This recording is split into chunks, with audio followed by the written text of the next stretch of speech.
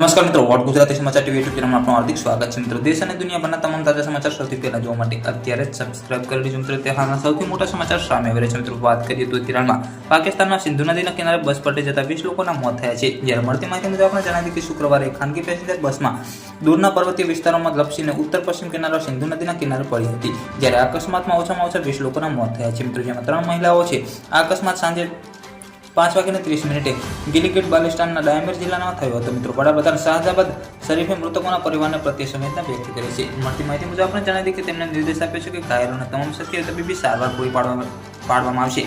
ગત માહિતી મુજબ આપણે પણ જણાવી કે જ્યારે એમ કહેવાય કે સ્થાનિક અખબાર ડ્રોન અનુસાર આ બસ રાવલપિંડીથી ગિલગિટ જઈ રહી હતી. ડાયમેર જિલ્લાના કારાકોરમ હાઈવે પર ગુનાર ફોર્મ નજીક ડ્રાઈવરે અચાનક જ કાબુ ગુમાવીને બસ પલટી ગઈ હતી. સિંધુ નદીના કિનારે પડી હતી. મિત્રો, અકસ્માતમાં અન્ય 21 મુસાફરો ઘાયલ થયા હતા, જેમાંથી મોટાભાગના હાલત નાજુક છે. મૃત્યુઆંક વધવાની આશંકા છે. મિત્રો, એક અધિકારીએ જણાવ્યું હતું કે ઘાયલોને ચિલાસ હોસ્પિટલમાં દાખલ કરવામાં આવ્યો હતો. જ્યારે મળતી માહિતી મુજબ આપણે પણ ન્યૂઝ બ્યુરો અનુસાર ડાયમંડ ડેપ્યુટી કમિશનર ફૈઝાબ અહમદે જણાવ્યું હતું કે ઓછામાં ઓછા 5 લોકોના મુસાફરોને રાહત અત્યંત નાજુક છે. મિત્રો, જેમાંથી બંને ગિલગિટ શહેરના ખસેડવામાં આવ્યા છે. મિત્રો, અસરગ્રસ્ત વિસ્તારમાં રાહત અને બચાવ કામગીરી પૂર્ણ કરી દેવામાં આવી છે. જ્યારે મળતી માહિતી મુજબ આપણે જણાવી કે આ ઓપરેશનમાં સેનાના હેલિકોપ્ટરનો ઉપયોગ કરવામાં આવ્યો હતો.